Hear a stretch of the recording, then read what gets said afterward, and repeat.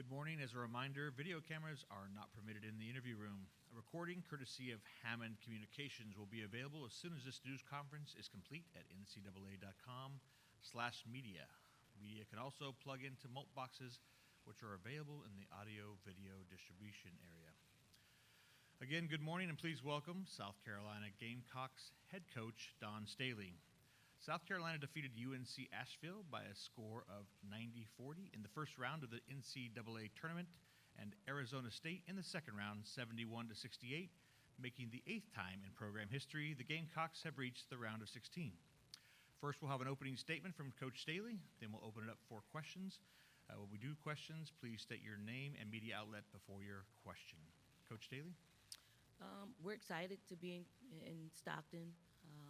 We got here yesterday, and we got a practice in yesterday, and we're pretty excited about the challenges that we're faced with in this region. We play a tough Quinnipiac basketball team that we've been preparing for the past couple of days, and hopefully that will pay off tomorrow afternoon.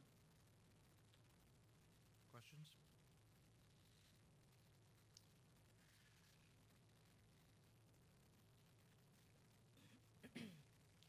Do you feel like with how successful this team has been, sometimes it's been a little overlooked kind of how young it is and how few seniors there are, especially with Elena now out?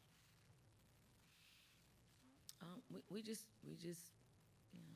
approach things the same way, which is we just try to prep our players to play each game, and obviously there are a lot of moving parts from the previous years to this year, just having new faces and actually our perimeter play is totally new in the starting lineup, and I just thought they embraced their roles, and when you embrace your role, the team, your individual self shine and the team shines, and we've been able to combine the two.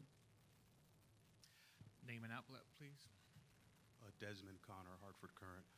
Coach, you mentioned the word tough in talking about Quinnipiac. What else do you know about them, and how much have you seen them? Very skilled team, very unselfish team. When you look at their stats, the thing that jumps off the page is the amount of assists to field goals. It's quite incredible stat that jumps off the page, and that's a team in which loves to share the basketball, makes it very difficult for the opponent. They love to get ahead of the possession. They get you rocking and rolling. From a defensive standpoint, they're very poised and patient, and they wait until you make the mistake defensively and make you pay. So very tough, skilled, unselfish, and watching them play, not surprised that they're where they are. Jeff Owen, Spurs and Feathers. Don, how is Alicia, and how effective you expect her to be? Alicia full practice yesterday, so she's ready to go. Hamstring, yeah, bad Charlie horse. Good morning, Don. Janie McCauley from Associated Press. It seems like your team's been out here a lot in recent years, out west and in Northern California. And I recall, almost 7 years ago when you had Tara come over and talk to that group. And your program's come a long way since then. Could you sort of take us through what you've done to bring the program to this level? And we've experienced quite a lot of success over the past years. I attribute that to a lot of things. I attribute that to some of the former players who believed in our vision when there was no vision, for them to believe in.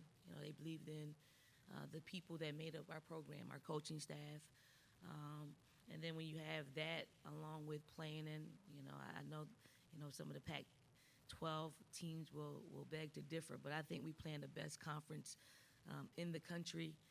When you have that kind of platform that pushes you every day, every game, if you can get lucky and get some talented players, you can experience success in a fair amount of time, and that's kind of what happened to us, where the people and the platform matched up, and we got lucky and got some some great recruits, and we just stuck with it. I think the main thing is you have to stay the course. No matter what happens, you'll lose some games that you're not supposed to lose. You'll win some games that you're not supposed to.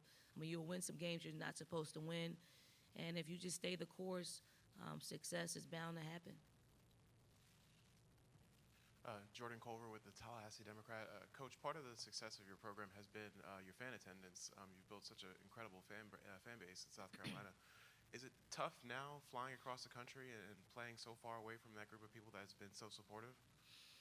I mean, it's hard on our fans because they have been there, they've supported at home. They do travel. We'll have some fans that will be here, but it wouldn't be anything like if it was a little bit closer to where we are. And for them, I feel for them because it's a hardship, monetarily.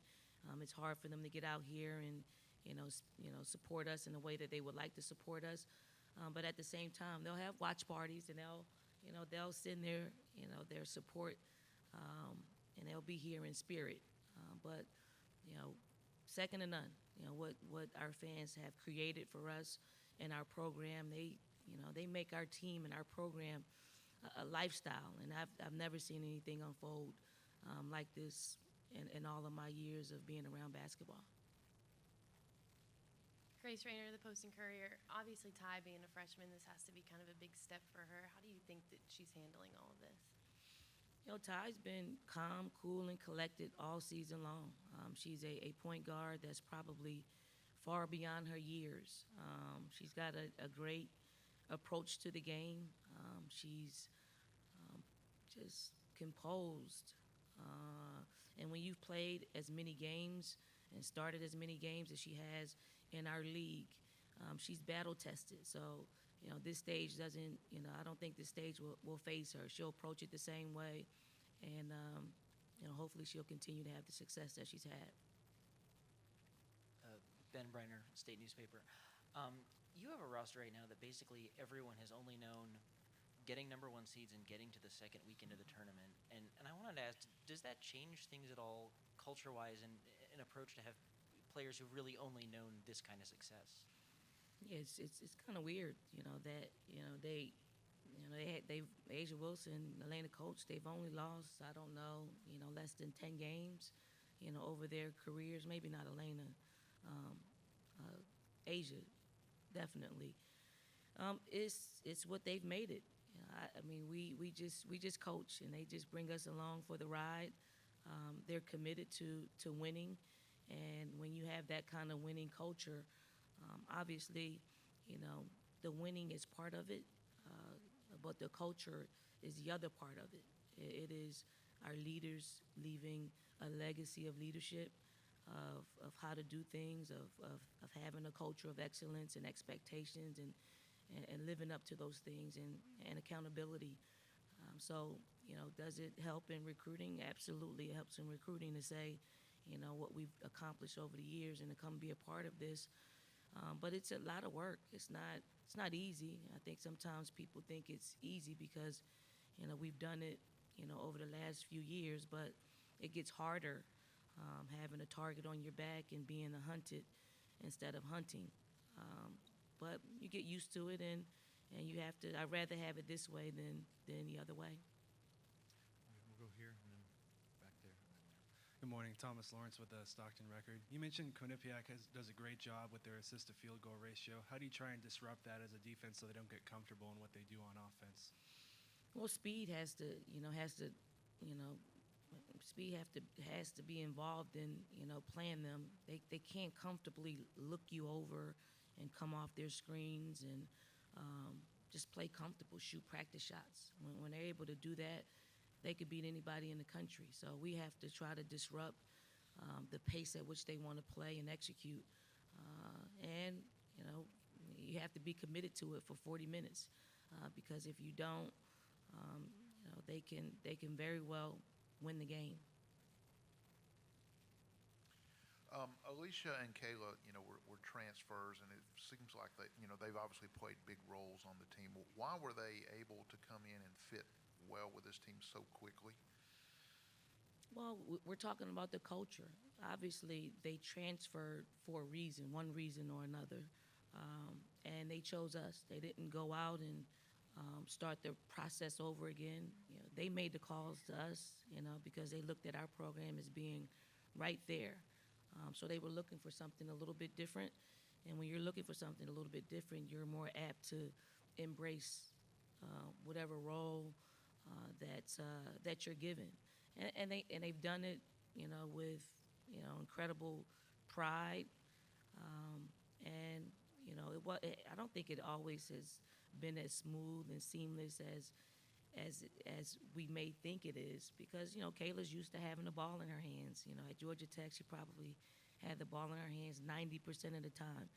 Here in South Carolina, when Elena Coates was available, she had it maybe 30% of the time. Now that we don't have it, maybe she's got 50% of the time, and that's hard. That's a big adjustment. Alicia Gray is probably a little bit different in that. She just takes what the defense gives her, and she, embraces her role, and she doesn't have very much to say. She's one that just goes out and wants to compete and win, no matter what. So the way that they've transitioned into our program is they embrace their roles. They embrace playing with other great players, and we almost, you got to communicate. You got to talk to them a lot, and we equate it to that next level. They're all going to go and play in the WNBA, and they're going to go and play with other great players. You're going to have to, learn how to play with other great players, and if you're pretty good at it, you're going to have some success at the next level.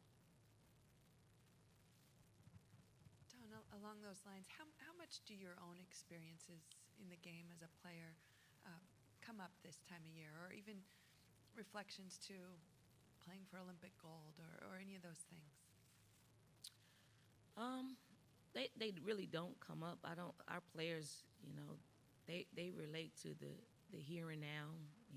I played 20 years ago. They probably think footage is in black and white, of me playing. So we just kind of, we just, as a coaching staff, we just talk about the things that they relate to now. You make analogies to what's happening on social media, what's happening in the men's tournament, things like that they can relate to. So they can't really relate to when I played. Can you restate your name and organization just for the record? Janie McCauley, AP. One last question. Anybody? All right. Thank you, Coach Staley. Thank you. Good luck. Thank you. We'll get started with the student athletes in about 5 minutes.